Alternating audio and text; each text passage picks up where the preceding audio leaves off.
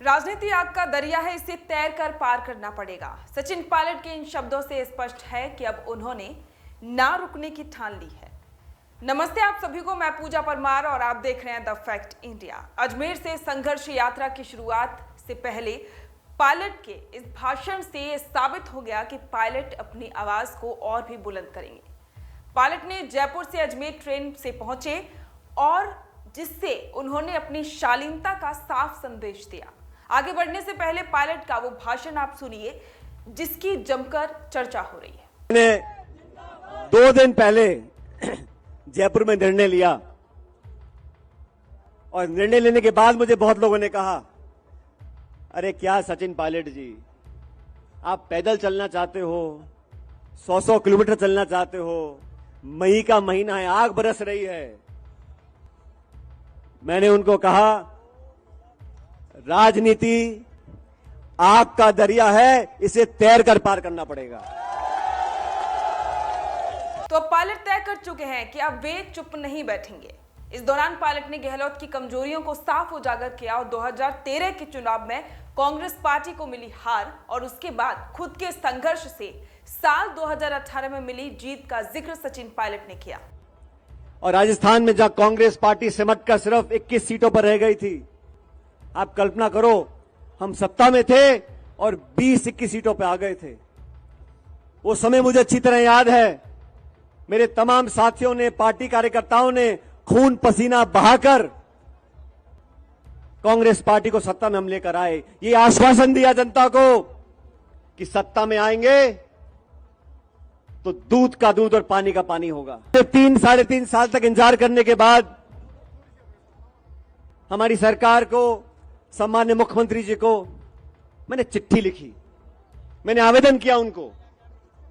मैंने कहा, आपने और हमने मिलकर जो तमाम आरोप लगाए थे, अब लगभग 3.5 साल हो गए, इन आरोपों की जांच होनी चाहिए। मैं आपसे पूछना चाहता हूं, उन आरोपों की जांच होनी चाहिए कि नहीं होनी चाहिए? मैं 1.5 साल तक चिट्ठी लिखता रहा। मैंने कभी सार्वजनिक रूप से इस बात को नहीं कहा। चिट्ठी लिखी, दोबारा लिखी, याद दिलाया, आग्रह किया, आवेदन किया, लेकिन ना तो जवाब आया। मौन व्रत रखा और 1 दिन का अनशन किया। ये कहा कि वसुंधरा जी के कार्यकाल में जो तमाम आरोप लगे थे, हमने लगाए थे, भ्रष्टाचार हुआ था, उसकी जांच करें। इस बयान से ऐसा लगा कि पायलट का सीधा संदेश देना चाहते हैं कि अब अशोक गहलोत की स्थिति कमजोर है और जनता उनके साथ खड़ी है। जनसभा स्थल पर जो बैनर लगा था उसमें भी एक तरफ महात्मा गांधी, डॉक्टर भीमराव अंबेडकर और भगत सिंह की फोटो थी, तो वहीं दूसरी तरफ पंडित जवाहरलाल नेहरू, इंदिरा गांधी और सोनिया गांधी की फोटो थी। सचिन पायलट के अलावा राजस्थान की किसी भी नेता की फोटो नहीं थी और स्टेज पर भी कांग्रेस के झंडे की जगह भारत का तिरंगा था। और पायलट ने भी भारत माता की जय के नारे भी जनता से लगवाए और अपने साथ आने का उन्होंने आह्वान किया।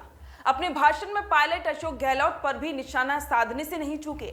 अमित शाह से पैसे लेने के गहलोत के आरोपों पर पायलट ने तीखा पलटवार करते हुए कहा कि उन लोगों पर आरोप लगाए जिन पर विरोधी भी उंगली नहीं उठा सकते।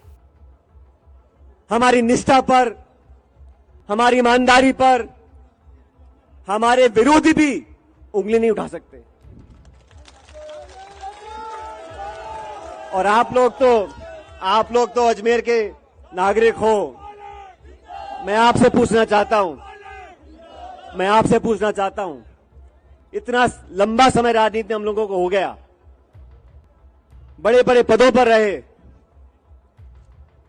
पायलट साहब भी रहे, मैं भी रहा। 1 फूटी कौड़ी का आरोप लगाए जाते हैं। और आरोप किन पे लगा रहे हैं? ऐसे लोग जो 40 साल से राजनीति में, जिनका दामन बिल्कुल पाक साफ है, उन पर जब आरोप लगते हैं। ओला साहब का परिवार सत्ता में चुनाव लड़ रहा है। हम सब लोग राजनीति में हैं और राजनीति में जनता सब जानती है। जनता सब जानती है। कुछ अखबार में छपे ना छपे, असलियत जनता जानती है। तो पायलट तीखे वार और तेवरों से समझ ही गए होंगे कि अब पायलट हार मानने वाले नहीं हैं, लेकिन क्या वो अपने इस मकसद में कामयाब होंगे, ये सबसे बड़ा सवाल है। पायलट के इस नए कदम पर आप अपने विचार हमारे साथ शेयर करना ना भूलें।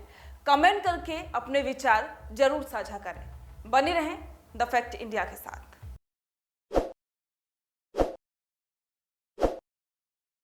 ताज़ा खबरों के लिए विजिट करें द फैक्ट इंडिया की वेबसाइट और डाउनलोड करें द फैक्ट इंडिया ऐप।